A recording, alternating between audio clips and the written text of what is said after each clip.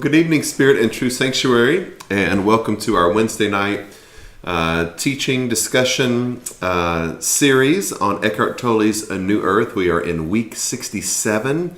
Tonight we're going to talk about perceiving without naming. I think it's going to be a fabulous teaching and then an even more in-depth discussion. And so welcome once again. If you want to go ahead and look at your questions for tonight, it might help you to be a prepared Boy Scout or Girl Scout for our discussion tonight. And you can start thinking about those questions and then maybe apply. I like to do this. I like to think that you might read the questions and then get your own answer from the questions at first. Then we go through the material and then see how that those two things kind of correspond with each other. So just an idea. We're glad you're here tonight. Welcome to Spirit and True Sanctuary, where the whole household of God is welcomed and wanted. We are an inclusive spiritual community where everyone is welcome to let their labels go, their race, their religion, their sexual orientation, their political affiliations, their country of origin, and just worship the Father, Mother, and Spirit God in spirit and in truth. And so if any of that is resonating with you, you're in the right place tonight. We are going to begin tonight with our Fully Awake 365 devotional. Today is November the 15th. I was like, whoa. I get the wrong affirmation. Today is November the 15th. We are in the month of gratitude, and the Thanksgiving month is a time to tap into our gratitude. We're going to talk about walking through the door tonight. Let's grab our affirmation together.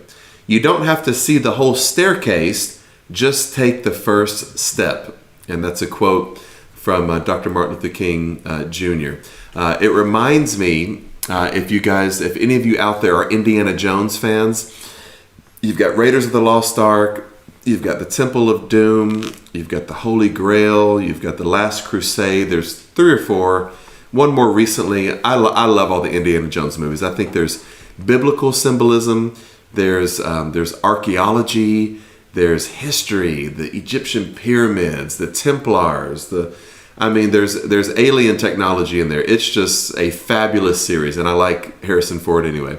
And then Sean Connery sneaks in there too.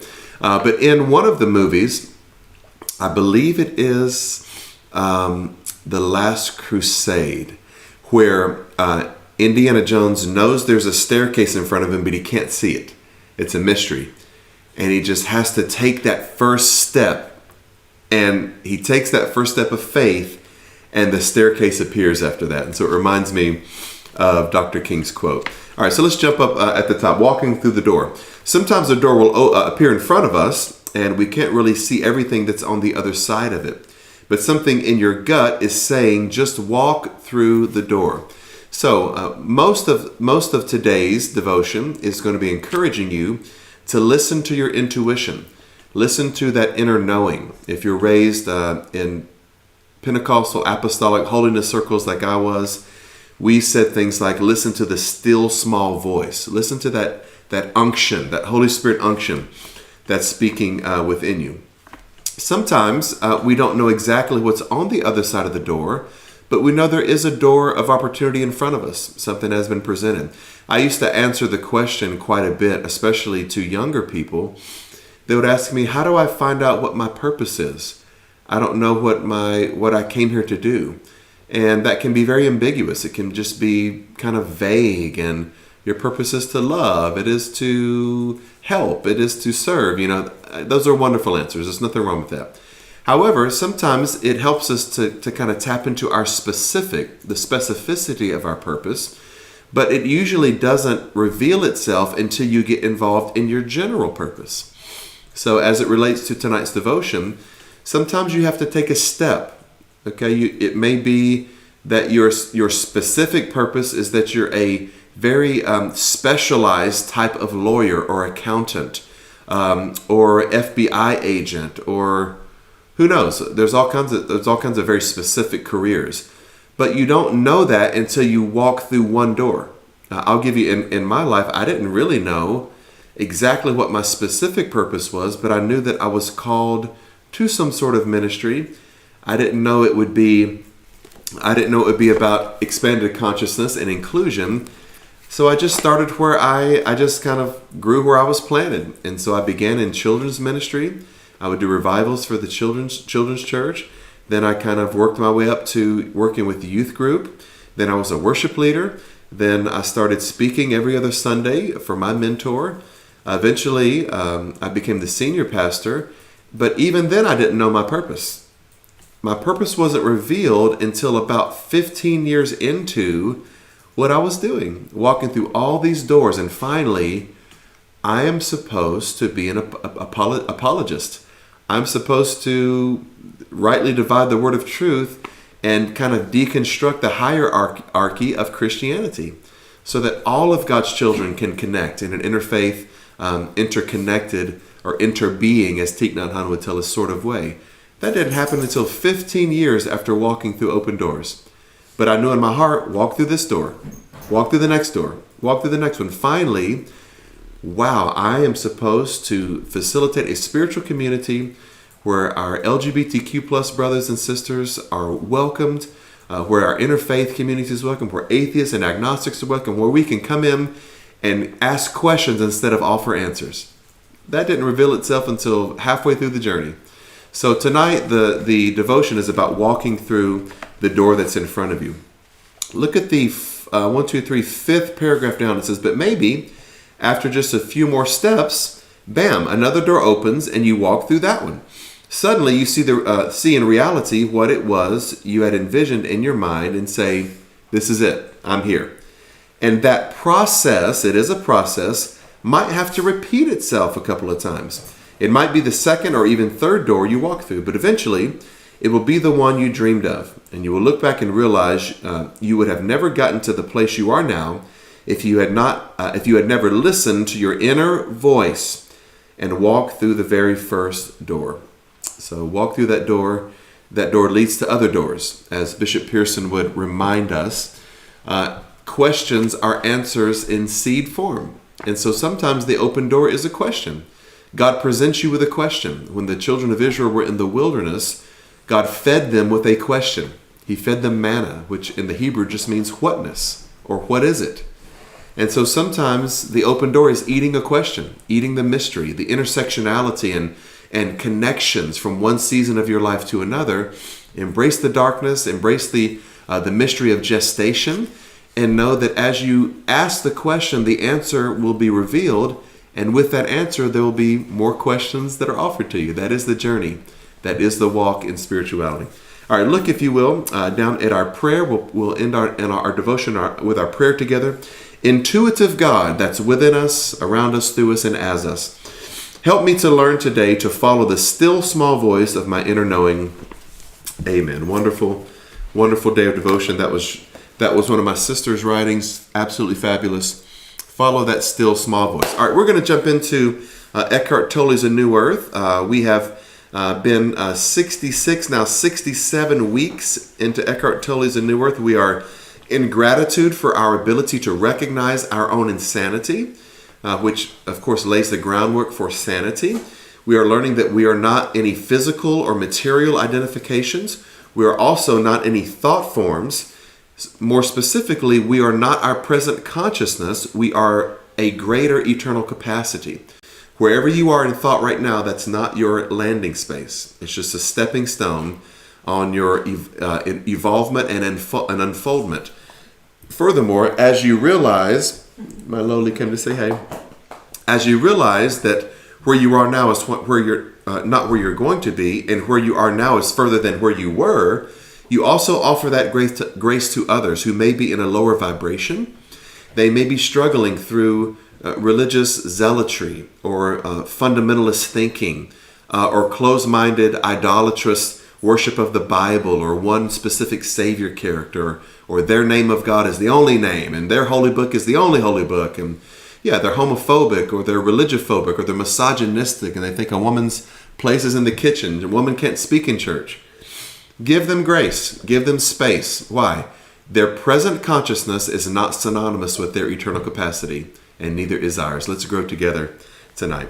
All right, last week we asked some questions. These were the questions. What are some ways to be present in any situation you encounter? I thought that was a fabulous question. Number 2, Tolle offers us that right action is action that is appropriate to the whole, and we unpack that together. So right action, as we take from the Buddhist teaching of the middle way or the Eightfold Noble Path, is that right action has to be connected to all of humanity. It can't just be right for me.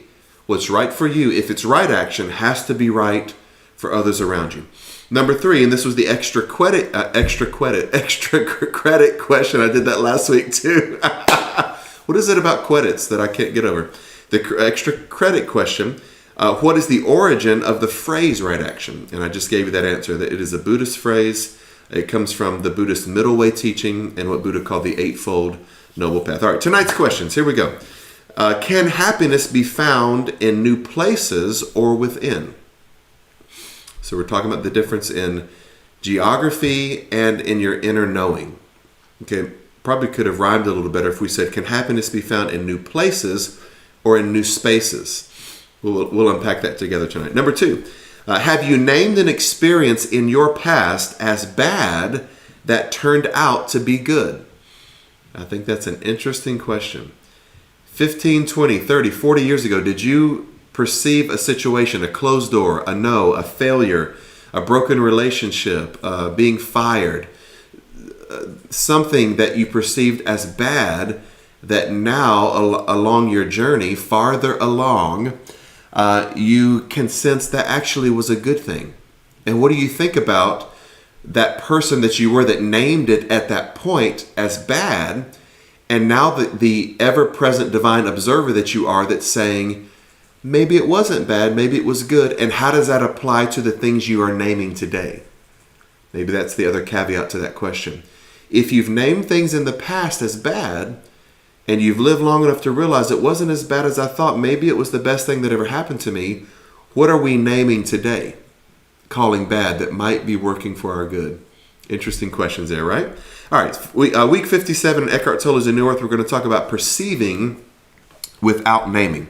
Most people are only peripherally aware of the world that surrounds them, especially in their surroundings that are familiar. The voice in the head absorbs the greater part of their attention. What is the voice of the head made up of? It's made up of schedules, things to do, the minutia of things that are around you. More deeply, it's made up of memories, experiences, prejudices, biases, opinions, theologies, doctrines, culturalizations, tribalizations. All of that is the voice in the head that's a filter that's not letting you be fully present. It's keeping you in the realm of thought and memory and experience. All right, that's a lot. I know that's a lot to chew on. Some people feel more alive when they travel and visit unfamiliar places or foreign countries, because at those times their sense perceptions or their experiencing takes up more of their consciousness than thinking. I've certainly experienced that. I have been in some cathedrals all throughout Europe that I am not thinking about anything else other than standing there in awe. Just in the awe of the beauty of the architecture and the sacred nature of experiencing that. So let's keep going. They become more present. Others remain completely possessed by the voice in the head even then. Their perceptions and experiences are distorted by instant judgments. Here we go. This is what I underlined in my notes. They haven't really gone anywhere. Only their body is traveling while they remain where they have always been, in their head. Can I read those last two sentences again? So we're talking about being in another place, another space, another country, another state, whatever. Tolle says, if you're stuck within the voice in your head, they haven't really gone anywhere.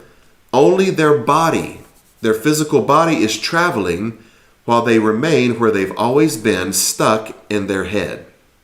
Very interesting. And so you hear the phrase a lot, the grass looks greener on the other side. And when you get to the other side, there probably is some green grass, but it's not as green as you had hoped. Or maybe it's a different type of grass, or that has its own set of weeds and its own set of challenges. So the question I would ask tonight is not, is the grass greener? Are you greener? When you go to a new space, a new place, a new relationship, a new job, a new church, whatever, are you hoping the grass is greener, or are you getting greener? Are you becoming more full of joy and hope and love and inclusivity and openness and active listening and empathy and compassion? Yeah, that is what makes that grass greener, is not the grass, it's you. So I heard a quote years ago, we don't need new landscapes, we need new vision. We are not in need of new landscapes, but we are in need of new vision. I love that. This is most people's reality. As soon as something is perceived, it is named, interpreted, compared with something else, liked or disliked, and called good or bad by the phantom self, which is also called the ego. Whew! Most people's reality. As soon as we perceive something, we name it. We interpret it. We compare it with something, some other experience, some other food, some other person, some other religion, some other some other race, some other country. We like it or we dislike it, and then we either call it good or bad, and none of that is you. That is the voice in your head. That is the phantom self that we know as the ego. They are imprisoned, the people who name and interpret things that way. They are imprisoned in thought forms in object consciousness. So, of course, we're going back again to the garden metaphor, where we're told not to eat of the tree of the knowledge of good and evil. So, how does Tolle describe the tree of the knowledge of good and evil? Naming things, interpreting things, comparing things with each other, comparing the other trees with each other, liking or disliking, labeling something as good or bad. That is the garden metaphor. That is the tree of the knowledge of good and evil that we're not supposed to eat of. We're supposed to eat of the tree of life that says all the trees are good. There's no bad things. You may prefer one tree over another, but doesn't mean that it's necessarily evil, bad, or wrong. All right. You do not awaken spiritually until the compulsive and unconscious naming ceases, or at least until you become aware of it and thus are able to observe it as it happens. Here we go. It is through this constant naming that the ego remains in place as the unobserved mind. Whenever it ceases, even when you just become aware of it, there is inner space, and you are not possessed by the mind anymore. So, there's a big contrast, a chasm that we find here. What is it? When you're constantly naming things, you're engulfed, you're enveloped by the ego. You're enveloped by object consciousness. You are eating of the tree of the knowledge of good and evil. When you recognize that you're doing it, in that recognition, all of a sudden, there is a glimmer of light. There's a small crack. There is a chance for a breakthrough. There is, as Tolle would say, that you have created some inner space. Doesn't mean that the battle is over with yet. It just means now you realize I'm not what I'm perceiving. I'm standing in the awareness of what I'm perceiving. Ooh, that is creating some space between the thought, the thinker, and the observer of the thinker having the thought. So what does that really mean? Why is that so esoteric and so mystical and mysterious? Because most of our mental illnesses, most of our physical even responses to the mentality that we carry is all in our mind. I am my gender. I am my race. I am my sexual orientation. I am the thing that happened to me when I was 5 years old. I am I am my failures. I am my successes. I am my divorce. I am a bad parent. All these things stay in your mind, and you're none of those things. If you can step out of it and become that observer, that divine awareness, you separate yourself from the things you have believed, the things you've done, the things that you have created, and you recognize in that inner space, I can recreate my life anytime I choose to. I don't have to be defensive. I don't have to be overreactionary. I don't have to be a victim the rest of my life. I don't have to live in this hurt or neglect or low self-esteem or insecurity. I can actually be a happy person if I can recognize I'm not these thoughts. I'm the observer of these thoughts. I'm not my perception. I'm the awareness of the perceptions. That's really good right there. Somebody get healed in Jesus' name. All right, choose an object close to you. So he totally gives us a little homework, a little exercise right here. So maybe you can do this wherever you are. If you're at home or you're sitting at a table or sitting on a couch or whatever, riding in your car, whatever you're doing. If you're riding in your car, your object needs to be the road. Look at the road. All right, choose an object close to you, a pen, a chair, a cup, a plant, and explore it visually. This is to say, look at it with great interest, almost curiosity. Avoid any objects with strong personal associations that remind you of the past. So don't look at a picture, don't look at a book, don't look at a piece of clothing that your first husband gave you, or a piece of jewelry that was passed down from an auntie or something. Look at something that's neutral, that doesn't have any history with it. Such as a history as like it's where you bought it, who gave it to you, and so on. Also avoid anything that has writing on it, such as a book or a bottle, as this will stimulate thought. Isn't that interesting? So don't look at anything that takes you into experience, memory. Don't look at anything that engages your perceptions of naming, words, books, where you don't have to get your biases and prejudices and filters all activated. Without straining, relaxed but alert, give your complete attention to the object, every detail of it. If thoughts arise, don't get involved in them. That's kind of what we do in meditation. You focus on the breathing, you follow the breathing, and when thoughts arise, you recognize them, then ask them to leave. You focus back on the breathing. It is not the thoughts you are interested in, but the act of perception itself. All right, can we divorce ourselves for a moment? So if you look at an object, let's just say this glass of water right here. And when I look at this glass of water, I begin to perceive all that it is. It is taken on a specific shape, or the shape of the container. I see some bubbles in it. I don't think it's a crack. It may be just a scratch on the side.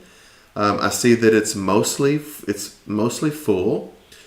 I see that it's translucent. I can look through it. I see that on the other side of it, there's an image of my finger, but it is somewhat distorted because the glass and the water are making it look different than what it really is. With all of that, I'm not necessarily assigning something good or bad to it. I'm just in the moment of perceiving what it is. So, can you look at things and recognize it's not about the glass or the pen or the plant or the lamp? It's about your ability to be aware, to perceive. Now, if we can take that exercise and then place yourself as that object. In other words, somewhat of an out-of-body experience. Put yourself as the thing that you're observing. You begin to ask yourself questions. Why do I feel that way? Why do I have that prejudice? Why do I believe this? Why do I hold this opinion? Why can't I get over that thing that happened 45 years ago in my life? That's when you begin to realize I'm not the thoughts. I'm in the awareness of the thoughts. That's really, really powerful right there. All right, it's the act of perception itself. Can you take the thinking out of the perceiving? Can you look without the voice in your head commenting, drawing conclusions, comparing, or trying to figure something out? It's interesting, in the garden metaphor, Adam and Eve were always naked. They were always without clothing. But all of a sudden they've eaten of this tree that helps them to name things. It helps them to make judgments. And so they eat of this consciousness and they perceive that their nakedness is wrong. This is not good. And so the voice of God comes into the garden. Where are you? And they say, we hid, we're naked, we're ashamed. And God asks them a question. Who told you this? Who told you were naked? And when they told you were naked, why did you assign a judgment to it? Who told you were separated from God? Who told you were other than God? Who told you that you were born in sin and shaped in iniquity? Who told you that you were part of Adam's fallen, helpless, hopeless, victimized race? Ooh, that's a lot to think about there, isn't it?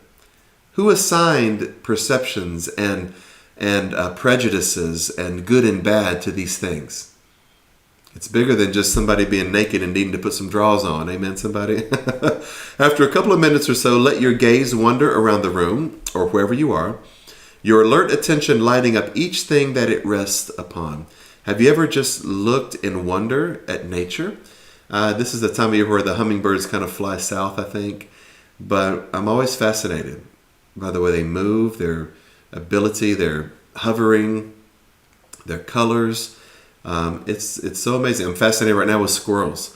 Squirrels, they gather all these acorns, and we find little holes in our plants and our grass. Those are squirrels burying acorns, and then they forget, most of the time, they forget where they buried them. Isn't that an amazing evolution that they bury these acorns, they forget mostly where they are, and guess what that acorn becomes? It becomes a tree. Yeah, and so we can assign a judgment. Oh, that's bad. He made a hole in the ground. Without trees, you can't breathe. And so is it bad? Have you named something? Have you perceived it instead of just being the observer that's in awe of it instead of having to name it? Very interesting. Listen to the sounds that may be present. Listen to them in the same way that you looked at the things around you. Some sounds may be natural, water, wind, birds, while others are man-made. Some may be pleasant, others unpleasant. However, don't differentiate between good and bad. Allow each sound to be as it is, without interpretation. Here too, relaxed but alert is the key. When you look and listen in this way, you may become aware of a subtle and at first perhaps hardly noticeable sense of calm, sense of repose, sense of stillness. Some people feel it as a stillness in the background. Others call it peace. When consciousness is no longer totally absorbed by thinking, some of it remains in its formless, unconditioned, original state. That sounds like the garden metaphor. This is the grace of inner space. Wow, that teaching just made me feel really calm and peaceful tonight. Very beautiful. All right, let's throw you back to tonight's questions. Here they are. Number one, can happiness be found in new places or in new spaces within? Okay, can it be found in new places, okay, out there, or new spaces within us? Number two, question two, have you named an experience in your past as bad that years later or months later, whatever, has turned out to be something good that you see? And I added a little caveat to that. And how does that affect what you're naming today? How does that affect the things you're calling bad or good in your present situation? All right, let's talk tonight. All right, we'll start with Miss Pat Hutchinson. She said, I do think happiness is within us. I guess it depends on what we think happiness is. Herb and I always find some happiness every day. Yeah, peace is within, happiness is within. Don't seek it without. I love that you said Herb there, because, and I hope I'm not, spoiler alert, I'm gonna throw you a little curveball here. So think about your answer, Pat. Happiness is within me, but it's also connected to this guy named Herb. Okay, so here we go. The happiness is within, but I also experience some happiness with this other human that I feel a similar vibration to. We have a lot in common. We think the same. We love each other. We care for each other. We experience some things together that make us closer, whatever that story is, and yours is beautiful. So it is, in some sense, it's both, isn't it, Pat? It's not just an inner happiness. Now, I believe that when you get in touch with your inner happiness, you attract to yourself people like Herb who also have inner happiness. But think about this. If you're always connecting to your inner happiness, but everyone that lives in your house is not happy, they're always in a bad mood, then your inner happiness can constantly be tormented by the outer expression. That's why we say that Our vibe attracts our tribe. We are vibrational creatures in a vibrational universe. And so whether you call it the law of attraction or becoming a vibrational match with someone, there is a sense of complete happiness when the inner and the outer find a marriage. So let me give you this. So many, this is an interesting example. Hopefully you guys can chew on this. Hopefully, especially those who are from our LGBTQ plus brothers and sisters. This is an interesting dynamic. Many times people who know that they're gay or transgender or bisexual or in the queer family in some ways, if they are raised in an environment of backward thinking, of antiquated, archaic, religious, political, social, cultural thinking, you can be as happy as you want within. But if you're constantly being called names and being looked at a certain way, at some point, the grass is not necessarily greener on the other side, but it is different grass. Okay, so a same-gender loving person may move from a rural area that may not be as accepting into a metropolitan area that is more cosmopolitan or more embracing. But guess what? That metropolitan area has traffic. It has higher rent. It may have a higher crime rate. There's still going to be weeds everywhere you go, but it might be different grass. And you might find your tribe through the vibe that you're creating. And so I love that answer, Pat. Maybe even consciously or unconsciously, subconsciously, you answered what I was thinking. Yes, happiness is within. But at some point, if you're finding a new vibration in your life that's bringing you joy, you may not be able to be connected to someone, spirit and truth.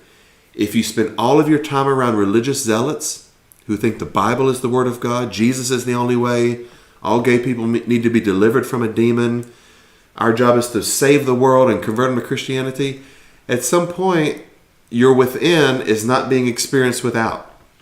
And you're holding on to relationships out of obligation, family, common history, but not necessarily a common present. And so that answer is both. Yes, happiness does come from within, but it may lead us to new spaces with people who are like-minded. Can you imagine having the happiness you have within you right now, knowing that God is bigger than religion and hell and sin and hatred and jealousy, but then having to go every single Sunday to a backward-thinking church? That might be difficult for you. Yeah, just the same as it's difficult sometimes to live in certain geographical areas that don't coincide with your space of consciousness. It is not one or the other. They can find a marriage. Thank you, Pat. That brought me a lot of joy tonight. All right, next. All right, I'm going to stick with number 1 tonight and go through that. Then we'll switch to number 2. So Miss Bobby for number 1 shared happiness. And by the way, some different perspectives here from different folks. But happiness can only be found within ourselves. It's a state of mind and not a person, place, or thing. Activities, celebrations, or events are temporary, but when the event is over, the feeling is gone.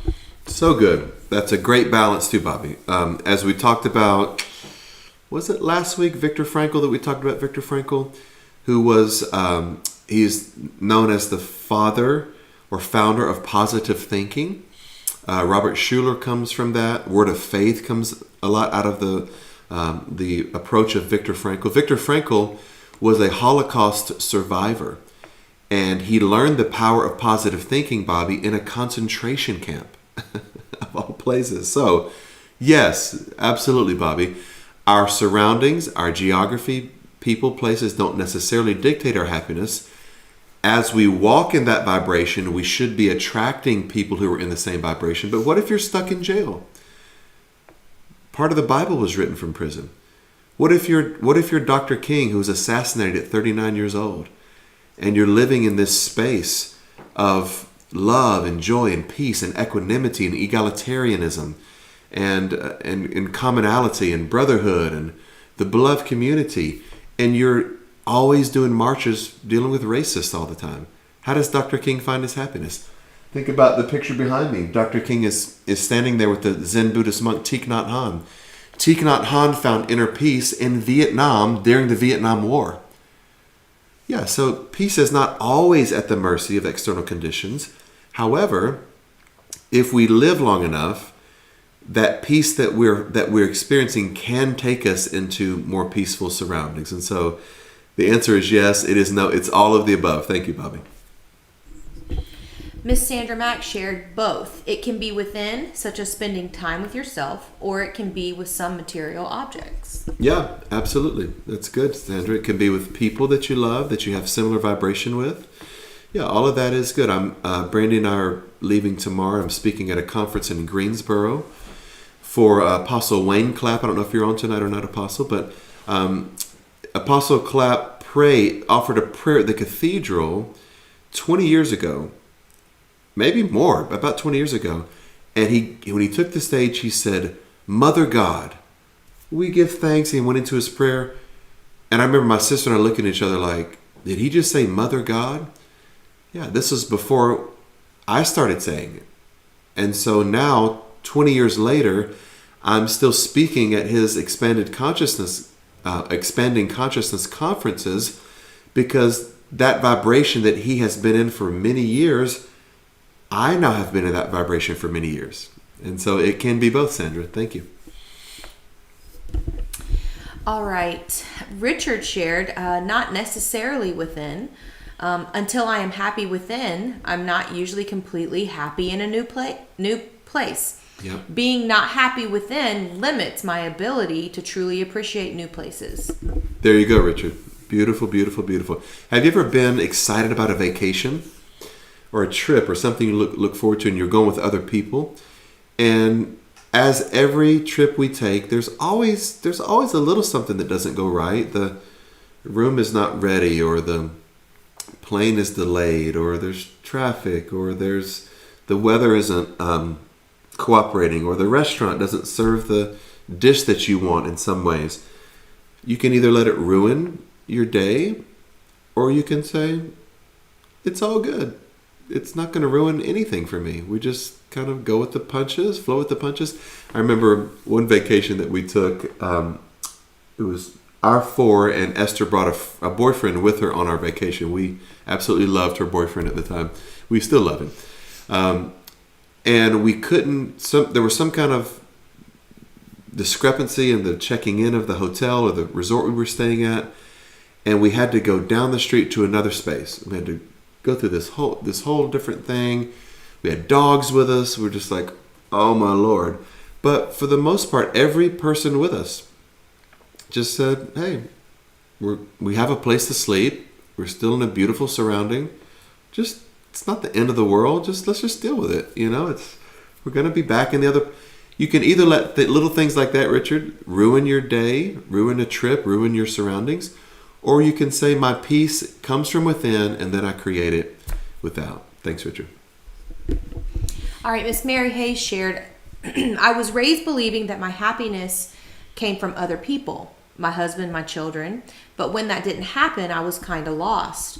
Later, I came about a book called Happiness is a Choice. I bought it, but I didn't read it for a while because I wasn't ready to accept that I was responsible for my own happiness. Yeah. When I finally decided to read it, I realized that I felt better being responsible for my own happiness because I get to choose the way I feel. So yes, I believe it is better coming from within. Yeah, I think so too, Mary. I think it starts there, and then what do we say all the time? As within, so without. As above, so below. On earth as it is in heaven. In manifestation as it is in imagination. Yeah, I think it is both. It can be both, but it certainly does start from within. What a powerful journey, Mary. Yeah, that I want my husband to be happy. I want my children to bring me happiness.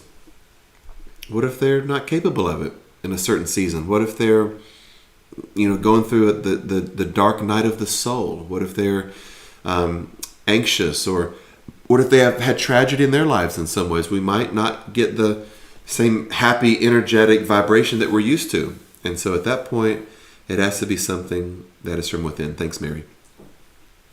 All right, Miss Terry Salcedo shared, I find happiness in both new places and within. I especially enjoy nature, like being at the ocean, in the woods. I also feel happy being silent, going inward, connecting to my consciousness. Yeah, I love that, Terry. Great balance. It is both. It doesn't have to be either or.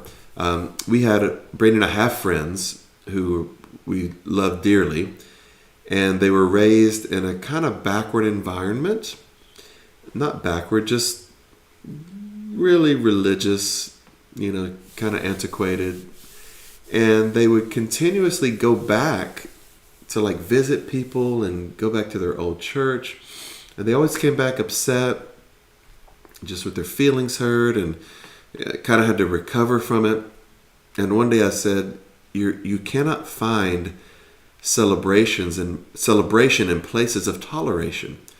Or you can't be celebrated when someone's just tolerating you or even disgusted with you. And even though it was painful, they at some point said, we probably shouldn't go back there anymore. Yeah. And so the places that we frequent should be in keeping with our vibration, with our inner vibration. I love that, Terry, that it is inside and it's also without. All right, and from what I can see, to wrap up number 1, Miss Laverne shared, all that I can say is both happy memories that stay with us and beautiful scenery that we have never seen before. I guess those are examples of new places that stay with us, bring us happiness. Absolutely, yeah. And there's some wonderment with that. There's the spirit inside of you is always desirous of new experiences. Yeah, there's certainly nothing wrong with that. Thanks, Miss Laverne. All right, so on to number 2. Have you named an experience in your past as bad that turned out to be good? Ms. Terry Salcedo shared, I'm learning that all perceived bad experiences in my life have led me to who I am today. Mm-hmm. I've grown. I'm evolving. Yep. And then she says a scripture reference here, all things work together. Beautiful. Yeah, that's just give it time, right? Yes. Wounds heal. Failures become wisdom. Broken relationships become empathy. Even sometimes the loss of a loved one is a way of connecting us with the rest of humanity who feels lost. Yeah. All things can work together for our good when we perceive it that way. Thanks. All right, Miss Bobby shared, a relationship in my past turned out bad and ended. But later, discovering that we were definitely not on the same vibration, nor on the same page. Letting go was the best choice ever. The best choice ever, yeah. There's an old country song that was written by Garth Brooks, one of Brandy's favorite artists. Mine too, I love his stuff. And he's talking about giving thanks for unanswered prayers. And sometimes we can't really wrap our mind around that. Why would I give thanks for God saying no? We know God doesn't say no. We create our own reality, but sometimes a closed door is something that's really the grace of the universe saying, this is not where you're supposed to be. This is not what you're supposed to do, who you're supposed to do it with. And this thing closes for your benefit. And so, sometimes walking away from something may turn out to be the best experience of our life. Very good. Thanks, Bobby. All right, and Richard shared, a lot of bad things in my life have usually motivated me or caused me to look at bad things in a completely different way. It usually makes me ask myself, what is this bad thing trying to tell or teach me about myself? Esther Misha. No. Is that not Esther? No, that's Micah. Is it Micah? I thought it was Esther. But we're glad you're here too, Micah. Yeah, how about me? Yeah, what about me? I thought my Esther was coming home tonight. Micah's like, what am I, chopped liver? I think so, Richard. All of the negative things that we perceive. Think about all of the history of what we've named in our lives. Failures, faults. Think about this, Richard. We don't talk about this a lot. Not just things that people have done to us, but things we've done to other people. That can be just as heavy of baggage as something that happened to us that we felt victimized by. What about the way we've treated other people, the things we've said, the thoughts we've had? I feel some sense of remorse at times for things I'd said when I was a younger person. I'm proud of a lot of things I did as a younger person, but also I think, that wasn't your best moment. Yeah, you can either live in regret or go, me waking up. That was teaching me. These were lessons. These were stepping stones to my greater, highest, and best good. Yeah, I think that's a great way to look at it, Richard. Thanks. Woo! That was some good stuff. My peoples. Hello, my peoples. All right, so we talked tonight about finding happiness within and also choosing to find it without when we can and not naming things. So what is the takeaway from tonight? If we named something in our past that was bad, or we named as bad, and it turned out to be good, is there anything bad? Of course there are painful things that happen, but it's a different lens to look at. Yeah, if time turned something bad into good, was it ever bad? Yeah, how about how we look at the devil or the idea of the devil? How about how we look at the events of history that can be really painful, but are the constant awakening of the human consciousness? Even things today that just seem awful that we see on television. There's no way to justify it. There's no way to condone it. But do we condemn it eternally, or in the panorama of that cyclical cycle of the spherical, ever-present mind that is not stuck in time? Is it bad eternally, or in the space that we call just eternal consciousness? Are those moments that we share that are the awakening of the spirit within us? It's at least interesting to think about it. And so, if you're stuck in something that happened 40 years ago, let it go tonight. It may be the best thing that ever happened for you, not to you, but for you and through you. All right, we're gonna. I think, are we giving some shouts out tonight, Brandon? Yep, they're there. All right, let's give some love to some peoples tonight. All these wonderful peoples. Let's see. Ooh wee. Live stream, Facebook, YouTube. Bobby Moore Howard, Anita Cozy, Terry Johnson, Dr. Ray, Denise Madison, Sandra Mack, Ben and Vicky Mullins. Call Ben up. Robert Randall Renfro, Myrna King, Ivy and Margie Jones. Miss Ivy, Miss Margie sent me such a precious video this week. It was of the actor, I believe it was Marlon Wayans. If you remember some of the comedies that they put on it. It was, what was the show that was on forever? It was, Jim Carrey got his start on it. Why can I not remember? Living Color. Thank you, my God. How do I not remember that? Yeah, so the Wayans brothers produced that. They did White Chicks. They did Scary Movie. They did I'm Gonna Get You Sucker. They did all the great movies. So funny. Marlon, Damon Wayans, Dwayne. There are just so many Wayans brothers that are hilarious. So Marlon Wayans has a trans child or teenager, and he was talking about his acceptance, that he was in transition, having to learn to listen, how to understand, how to not project his sexuality onto his child's. And Miss Margie sent me this, and I thought, what a blessed community we have, that someone that's been on the earth as many years as Margie Jones is sending me something so beautiful. And so thank you, Margie. It warmed my heart this week. Pastor Don, what's up, Dad? Daddy Ray. Terry Salcedo, Pastor Gloria and Howard. Elaine Jellybean Jeffries, thank you for my sweet potato pie. I'm going to taste some of it tonight. I hope your blueberry lemon muffin was good, Miss Elaine. Pastor Fred and Mary. Doreen. Emma, Callie, Rosaline. I think, Rosaline, I got to try your upside down pineapple cake this week.